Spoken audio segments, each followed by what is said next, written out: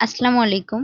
ঘরে বসেই কিভাবে রেস্টুরেন্ট স্টাইলে চিকেন চাউমিন রান্না করা যায়, সেই রেসিপিটিই আজকে আপনাদের সঙ্গে শেয়ার করতে যাচ্ছি।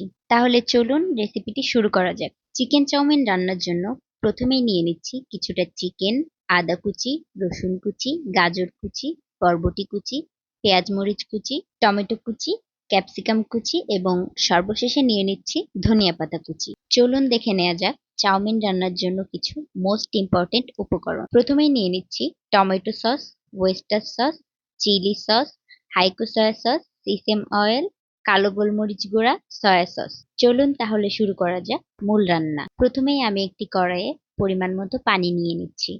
পানিটি যখন ফুটতে শুরু করবে তখন আমি এর মধ্যে চাউমিনগুলো দিয়ে দিব। চাউমিনগুলো 80% সিদ্ধ হওয়ার পর আমি ঠান্ডা পানিতে নামিয়ে নিব, যাতে এর সেলফ কুকিং প্রসেসটা বন্ধ হয়ে যায়। এরপর সামান্য একটু তেল নিয়ে চাউমিনগুলো ভালোভাবে মিক্সড করে নিব, যেন একটার সঙ্গে আরেকটা লেগে না যায়। এখন আমি দিয়ে দিচ্ছি বাটার। এরপর একে একে রসুন কুচি এবং আদা কুচি দিয়ে কিছুটা ভেজে নিব। এরপর আগে থেকে ম্যারিনেট করে রাখা চিকেনগুলো আদা রসুনের সঙ্গে ভেজে নিব। এখন গাজর ও বরবটি কুচি কিছুক্ষণ ভেজে নিয়ে দিয়ে দিচ্ছি পেঁয়াজ মরিচ কুচি। সবকিছু ভালোভাবে ভেজে নেওয়ার পর ২টা ডিম, কিছুটা লবণ এবং সস অ্যাড করে নিব।